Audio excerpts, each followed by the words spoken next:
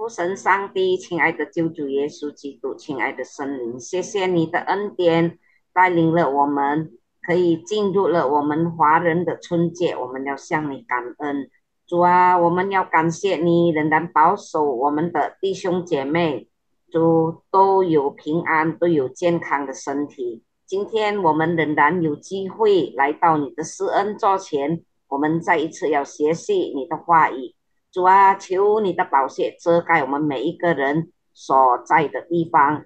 主啊，你再一次你的圣灵，引导高莫你的仆人的口，这个张老师，主啊，祝福他，让他能够将你的话语，好像流通的管子，主能够传讲出来，能够分享，让我们每一个人都有好的心田来领受。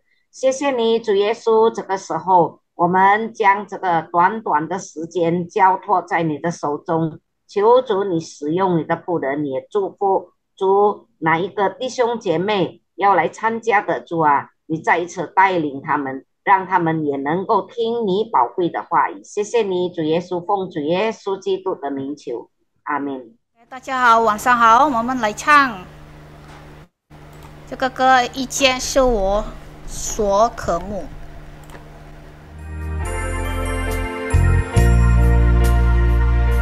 Kemurahan Tuhan, Sang Ơn.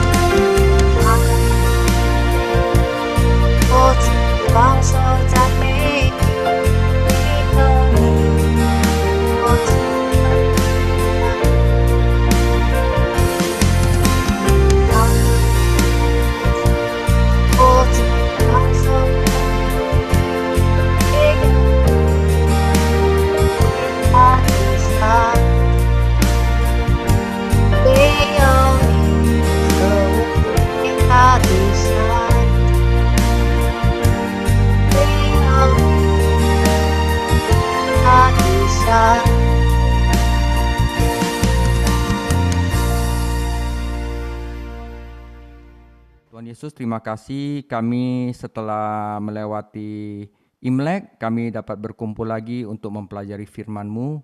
Inilah yang kami rindukan karena kami tahu segala sesuatu dalam dunia ini akan lenyap, tetapi firman-Mu tetap untuk selama-lamanya. Karena itu kami akan benar-benar mengutamakan firman-Mu di atas segalanya. Hari ini kami datang karena rindu untuk belajar lagi, terutama tentang gereja yang di Smyrna, di mana Engkau memuji gereja ini, Tuhan Yesus. Biarlah kami belajar dari gereja ini, sehingga dapat memberikan kekuatan dan iman yang kuat dalam kehidupan kami. Terima kasih Tuhan Yesus, dalam nama-Mu kami berdoa, amin. Saudara, hari ini pendek, tapi mohon fokus ya, karena ini penting sekali. Jadi kita tahu sebenarnya orang agama Kristen itu seperti apa. Jadi saya beri judul fitnah terhadap umat di Smyrna. Ya, jadi di Smyrna ini ada penganiayaan, ada fitnah, dan juga ada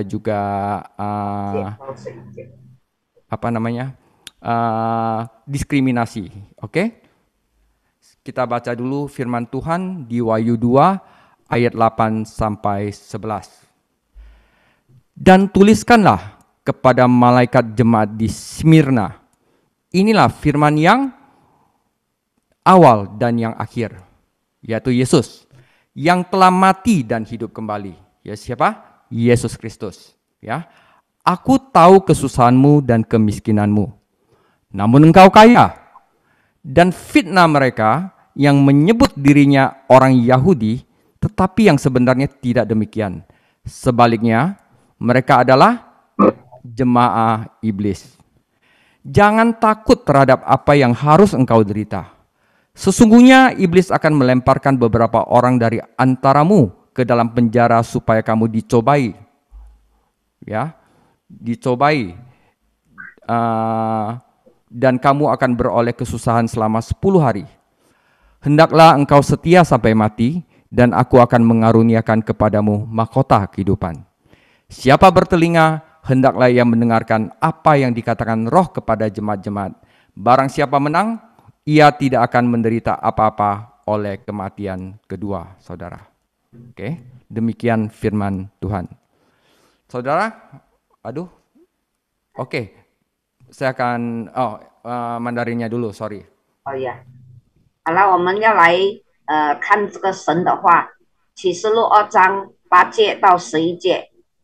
你要写信给士美拿教会的使者说，那首先的末后的死过又活的说，就是主耶稣呀。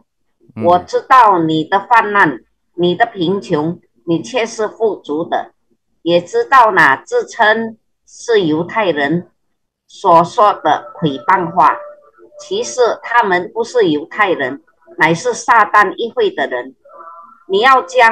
你将要受的苦，你不用怕。魔鬼要把你们中间几个人下在监里，叫你们被试炼，你们必受患难10日。你务要至死忠心，我就赐给你那生命的冠冕。圣灵向众教会所说的话，凡有耳的就应当听。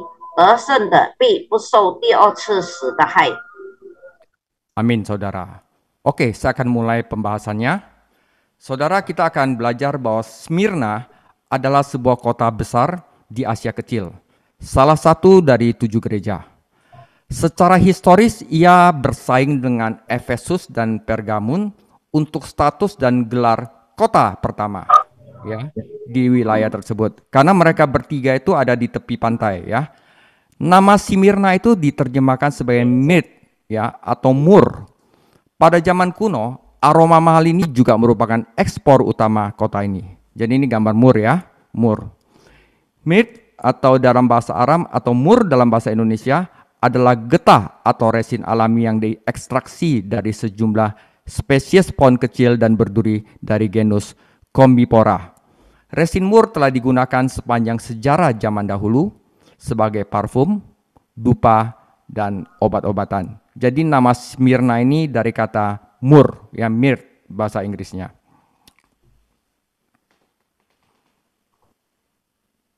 Nah, 我们来看这个士美拿是小亚细亚的一座大城市。历史上，它以弗所和贝加蒙争夺该地区第一城市的地位和称号。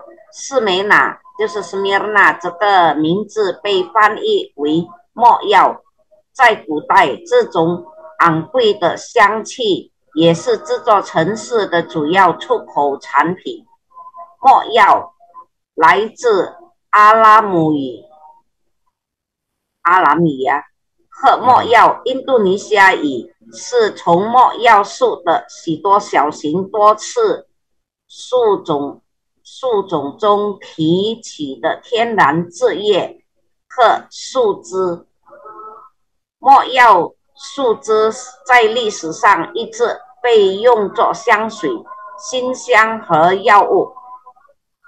Oke, jadi Smyrna itu adalah kota yang kaya, saudara, bukan kota yang miskin. Oke, itu yang kita harus tahu faktanya terlebih dahulu. Nah, saudara, letak geografis, Smyrna ini bersaing dengan Pergamun dan Efesus. Mereka itu adalah kota di tepi pantai. Karena itu perdagangan itu kaya ya, saudara. Jadi terletak di pantai dan jalur perdagangan ke semua kota lain di provinsi ini, Smyrna seperti halnya Efesus, mampu mencetak kekayaan yang sangat besar dari pelabuhan dan kegiatan komersialnya. Nah, kota Smyrna ini sudah dihuni jauh kuno. Sebuah koloni Yunani di Ionia, wilayah pesisir tengah Anatolia Barat. Jadi kota ini sudah ada sejak 1000 sebelum Masehi. Pada abad ke-6, Smyrna dijajah dan sebagian besar dianiaya. Kota ini jadi hancur, saudara ya. Namun, Alexander Agung pada abad ketiga dan penerusnya membangun kembali kota itu yang memungkinkan kota itu menjadi terkenal di masa Romawi dan menjadi kebangkitan histeris Smyrna. Jadi ini pernah kota yang besar, jatuh runtuh karena penganiayaan tapi bangkit lagi. Ya kan? Karena itu Tuhan Yesus dalam firman-Nya juga tulis yang telah mati dan bangkit kembali. Jadi penduduk Smyrna itu, oh ya ternyata begini ya. Nah, saat ini Smyrna masih merupakan kota yang dihuni, sekarang disebut Izmir, terletak di Turki modern.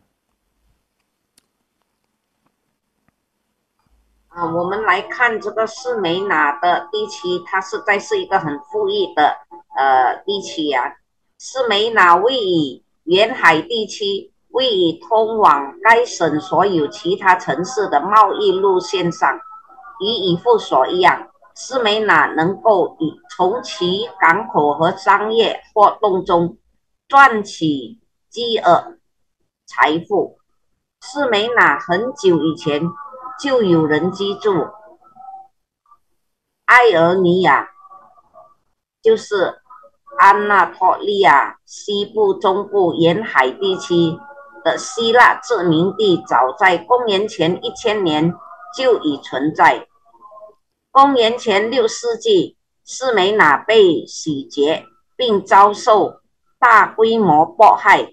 然而，由亚历山大大帝在公元前356到323年继其继承者重建了这座城市，让它在罗马时代名声大噪，成为历史上的士美拿复兴。今天士美拿仍然是一个有人居住的城市，现在称为伊斯密尔，位于现代的土耳其。 Oke, jadi jelas ya saudara. Nah, sekarang tetapi Tuhan Yesus berkata, kamu miskin tetapi aku bilang kamu kaya. Nah, dalam suratnya kepada Smyrna, Tuhan Yesus disebut orang yang telah mati dan hidup kembali. Nah, setelah mendengar kata-kata ini, penduduk Smyrna itu ingat dulu Smyrna juga pernah jatuh dan bangkit kembali. Nah, jadi setelah mendengar kata-kata ini, penduduk setempat mungkin secara alami membuat koneksi dengan sejarah kota mereka sendiri. Nah, hubungan ini mungkin membantu menggarisbawahi kata-kata Yesus yang mengikuti setelah itu. Saya tahu penganiayaan, kemiskinan, fitnah yang kamu alami. Ya, jadi Yesus meyakinkan komunitas gereja di Smyrna ini bahwa ia tahu bahwa mereka itu mengalami kesusahan, penganiayaan, kemiskinan. Mereka disebut miskin dan dapat berempati dengan penderitaan mereka di kota yang kaya itu, Mereka kesulitan keuangan, banyak masalah mungkin diskriminasi, ya. Nah, masalah lainnya oleh sebab iman dia kepada Yesus Kristus. Oleh karena itu Smyrna itu disebut the persecuted church. Jadi gereja yang dianiaya. Tapi dianiaya karena apa? Karena iman mereka. Yesus berkata, mereka kelihatannya miskin, namun mereka adalah kaya, saudara.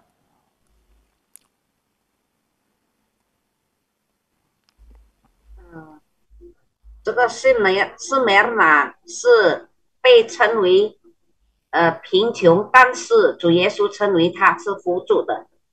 在给士梅拿的信中，主耶稣被称为死而复生的那一位。当地居民听了这句话，自然会与自己城市的历史产生联系。这种联系也许有助于强调耶稣接下来的话。我知道你们所忍受的迫害和贫穷。耶稣向这个群体保证，他知道他们正在经历什么。他们被称为穷人，能够同情他们的苦难、经济苦难和其他的问题，在希伯来书4章15节。Oke, saudara. Nah, di sini to the church of Smyrna, dia ada affliction, penganiayaan, poverty, kemiskinan dan slander, fitnah in Smyrna. Tetapi kamu adalah kaya, kata Tuhan Yesus, ya.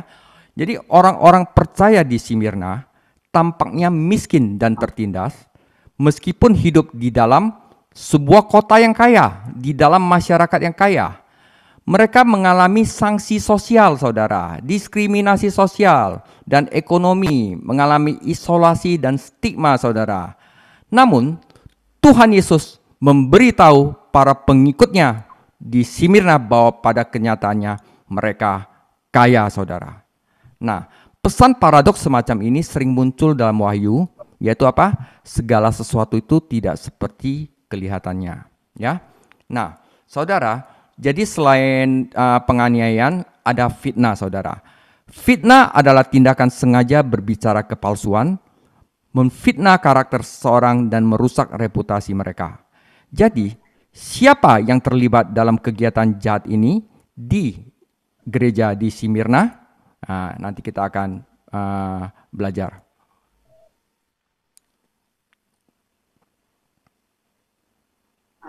我们看这个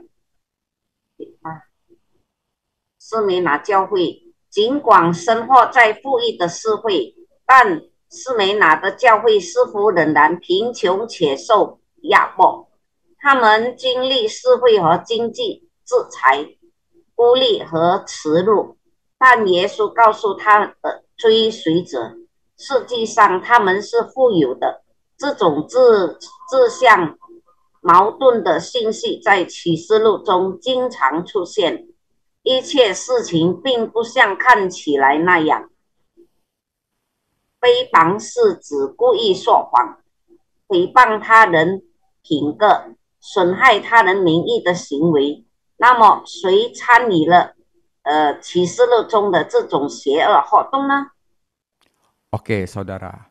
Siapa yang memfitnah umat di Smyrna? Siapa yang melakukan itu?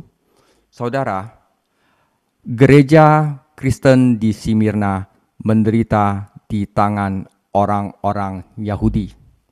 Jadi orang-orang Yahudi yang dulu menyalibkan Yesus, mereka sekarang juga menganiaya pengikut-pengikut Kristus.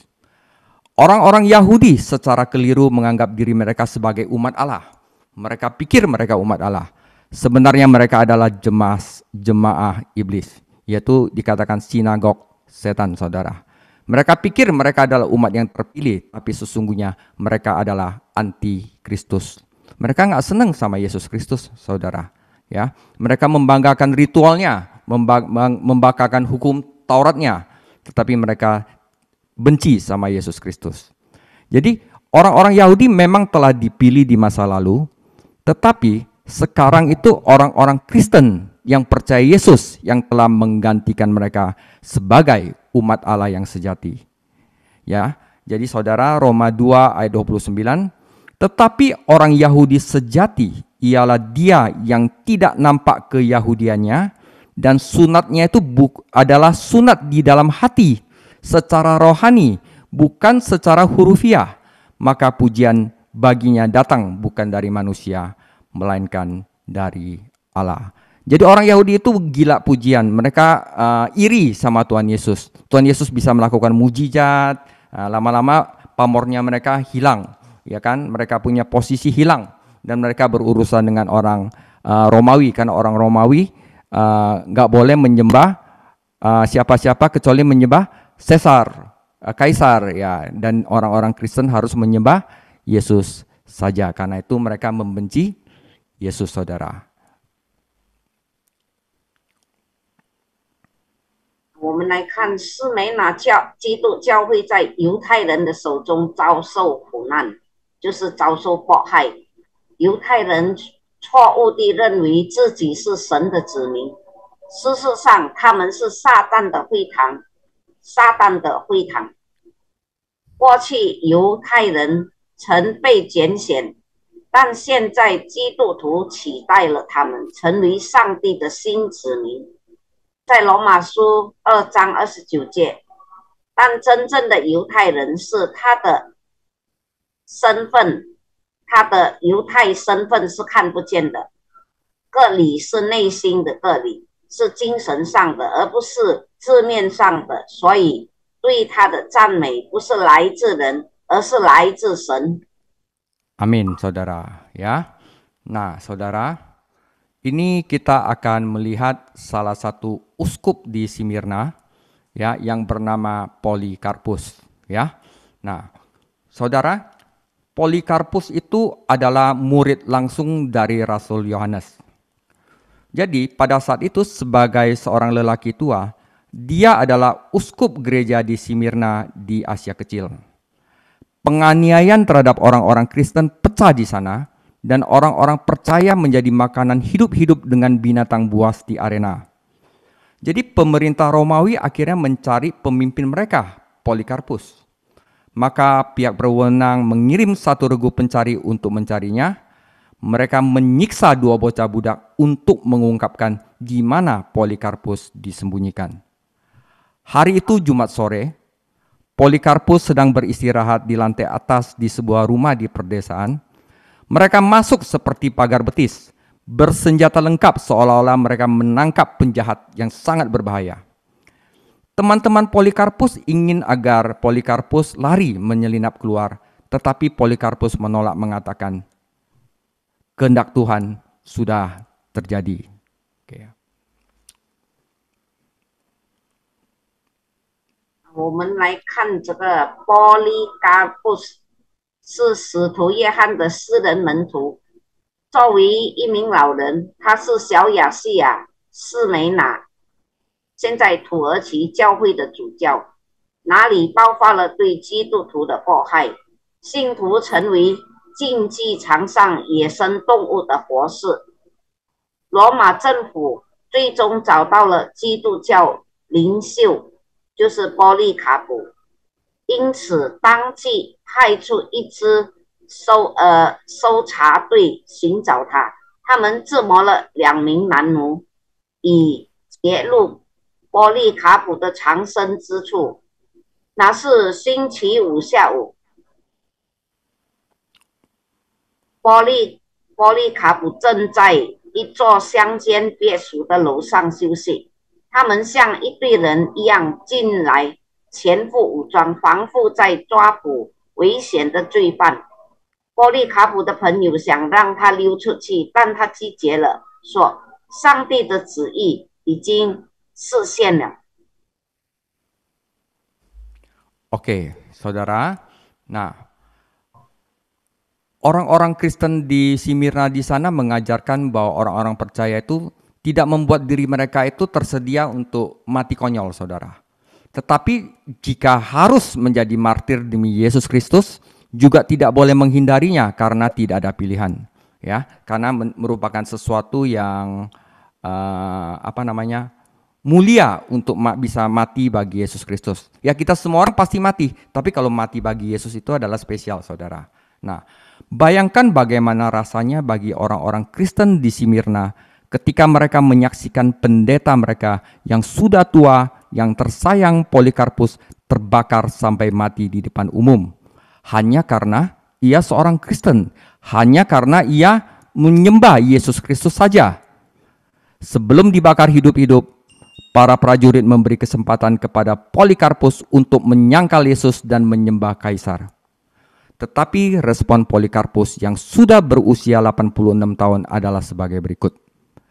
86 tahun saya telah melayani dia, dan dia tidak melakukan kesalahan kepada saya. Bagaimana saya bisa menghujat Raja dan Juru Selamat saya? Akhirnya dibakar hidup-hidup, saudara.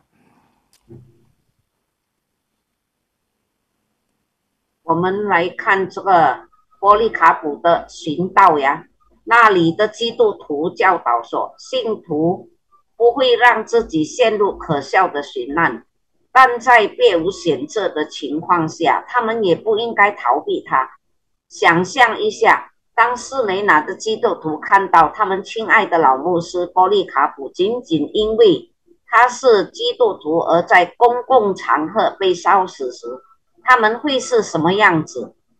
在被活活烧死之前，士兵们给波利卡普否认耶稣并崇拜盖撒的机会，但86岁高龄的波利卡普的回应如下：我为他，就是耶稣，服务了86年，他并没有亏待我，我怎么能亵渎我的君王和救主呢？ Amin. Jadi iman orang-orang di Smyrna ini luar biasa, saudara. Ya, mereka bersedia dianiaya, bersedia miskin, dan bersedia difitnah oleh orang-orang Yahudi demi Yesus Kristus. Jadi saudara, kalau Yesus Kristus bukan Tuhan, bukan sesuatu yang berharga, nggak mungkin mereka mau melakukan itu, saudara. Ya, jadi ini akan menumbuhkan iman kita.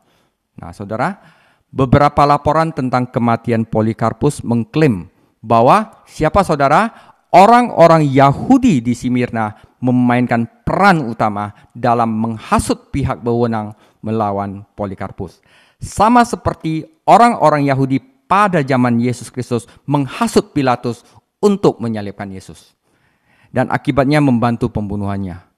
Jadi kisah-kisah ini menggemakan gagasan Kristen tentang bagaimana orang Yahudi membunuh Kristus dan membantu menciptakan fitnah untuk merencanakan kematian Kristus. Jadi saudara, kita mungkin akan mengalami fitnah, pasti saudara ya, karena kita akan mengalami apa yang Kristus alami. Dengan demikian kita baru bisa mengenal dia. Nah, dalam hubungannya dengan kisah-kisah kemartiran Polikarpus atas dorongan orang Yahudi di Smyrna, sinagog setan mengaitkan orang-orang Yahudi dan sinagog dengan setanisme. Jadi orang-orang Yahudi di Smyrna dikatakan adalah jemaah iblis, ya. Namun sinagoga bukan terjemahan yang akurat, saudara, untuk konteks ini. Tapi di sini dikatakan benar-benar sinagog of Satan, jemaah iblis, saudara. Ya.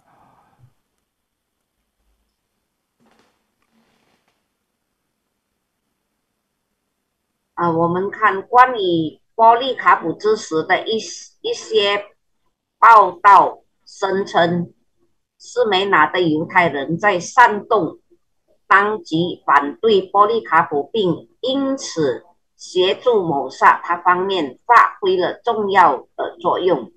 这些故事呼应了基督教关于犹太人如何杀害基督的观点，并帮助制造了阴谋基督寻道的黑板。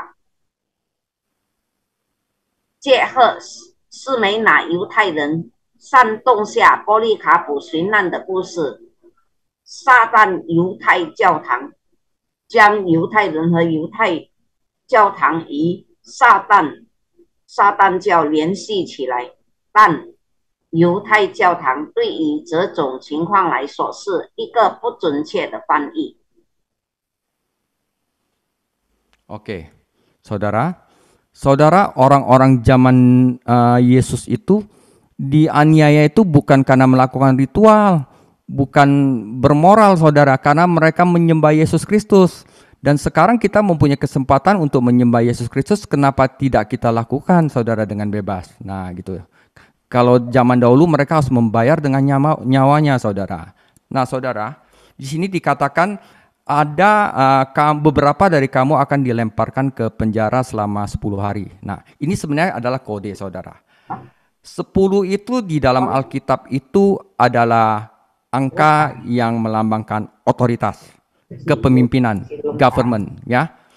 Pernyataan ini menyiratkan bahwa ada kekuatan, saudara. Bukan dari sana aja, ada kekuatan setan yang di belakang penganiayaan, penistaan, dan fitnah yang telah dialami oleh pengikut Yahudi dan non-Yahudi Kristen Smyrna, dan harus mereka mengalami dalam waktu dekat, saudara. Seperti yang disajikan di seluruh kitab Wahyu, setan dan pasukan afiliasinya sedang berperang melawan Allah Israel dan pengikutnya. Saudara, dalam Alkitab Ibrani, ya saudara, angka 10 itu berarti adalah penguasa, otoritas, pemerintahan. Jadi 10 hari itu diartikan bahwa mereka itu harus menanggung beberapa waktu, bukan 10 hari saudara, beberapa waktu di tangan penista setan, saudara. Jadi 10 hari dapat mewakili suatu periode waktu yang mungkin diperpanjang dari perjuangan untuk otoritas antara sistem dunia yang berlaku, Romawi, Yahudi, dan kerajaan Allah Israel. Jadi saudara, jika di Wahyu ada dikatakan bahwa ada binatang yang bertanduk 10, itu berarti adalah penguasa, saudara. Berarti penguasa gitu, ya. 10天的解释，这一声明暗示撒旦或者撒旦势力一直是在士美拿基督教的犹太人、犹太和非犹太追随者所经历的迫害、亵渎和诽谤的这个幕后黑手，并且在不久的将来必须忍受。正如启示录中所呈现的那样，撒旦及其附属势力正在与以色列的上帝及其追随者交战。在希伯来圣经中，数字蛇与统治者、权威、政府有关，因此10天可能代表着现在世界体系与以色列神国之间的权力斗争可能会延长一段时间。Oke, saudara. Karena ini surat diedarkan ke orang-orang dianiaya, mereka harus pakai lambang, saudara. Kalau enggak, mereka akan dianiaya lebih berat lagi, ya kan? Jadi 10 itu adalah pemerintahan. Nah, saudara, di sini dia punya pesan cuma satu, saudara. Adalah sangat worth it sekali orang Kristen untuk setia sampai mati, saudara. Ya, sekali lagi dan sangat pas dalam konteks ini, teks menyajikan efek yang tajam antara kesetiaan dan kenyataan. Orang yang setia sampai mati dan akan menerima mahkota kehidupan. Saudara, menariknya, kemartiran pertama dari seorang pengikut Kristus yaitu Stefanus, ya, seperti dicatat dalam Kisah Para Rasul pasal 7 adalah tentang Stefanus atau kata Yunani Stepanos. Namanya berasal dari kata Yunani adalah mahkota. Nah, sebagaimana dijelaskan di bagian lain dalam surat ini, yaitu di dalam pasal 11, bahwa orang-orang yang mengalami mahkota kehidupan tidak akan menderita pada saat kematian kedua. Jadi kematian kedua itu mengacu pada hukuman kekal. Kita bisa dilihat di Daniel 12 ayat 1-3 dan Wahyu 20 ayat 6 dan 14. Jadi saudara, kita telah menerima pesannya, saudara. Karena itu kuatkanlah iman kita. Hanya Yesus Kristus yang paling berarti di dunia ini, saudara. Yang lain tidak. Demikianlah firman Tuhan. 我们来看这个中心至死，在这段经文，这段文字在这非常贴切地表达了忠诚与现世之间的鲜明对比。那些至死忠心的人将获得生命的冠冕。有趣的是，据使徒行传第7章记载，第一个基督跟随者的寻道是司提反。这个名字来自希腊语王冠，正如信上其他地方所解释的，第二次死指的是永恒的惩罚。我们可以看但以理书12章1到3节，启示录20章6和14节。 Amin saudara, jadi kita udah jelas ya. Ini simple, singkat, tapi tajam saudara. Dan susah untuk kita imani ya. Sudah selesai. Dan untuk kita belajar gereja ketiga dalam kitab Wahyu, kita akan belajar gereja ketiga yaitu tata iblis di Pergamus. Tuhan Yesus memberkati. 天父上帝，主耶稣基督，亲爱的圣灵，我们满心感谢赞美你。在这个短短的时间，我们可以学习你的话语，主啊，就我们可以看见，主在四面哪的教会，就要自始忠心来信靠你。主耶稣，你知道我们都是很软弱的，我们都是是在很多事情都做不好，但是主耶稣，你爱我们，爱我们到底。主啊，借着你的话语，借着你的仆人，主啊，再一次坚固我们的信心，让我们可以成为你忠心的儿女。主耶稣，谢谢你，主，这个时候也求你祝福我们的每一位弟兄姐妹，在这个小组里面的，你祝福他们，他们的工作，他们的事业，他们的学业。主啊，求你继续带领。你也祝福在这个晚上给他们都可以有好眠好睡，谢谢你，主耶稣。我们再一次将一切的信交托在你的手中，求主你带领我们，听我们的祷告，奉主耶稣基督的圣的名求，阿门。 Oke, mari kita doa berkat ya. Tuhan memberkati engkau dan melindungi engkau. Tuhan menyinari engkau dengan wajahnya dan memberikan engkau kasih karunia. Tuhan menghadapkan wajahnya kepadamu dan juga memberikan kamu damai sejahtera. Amin.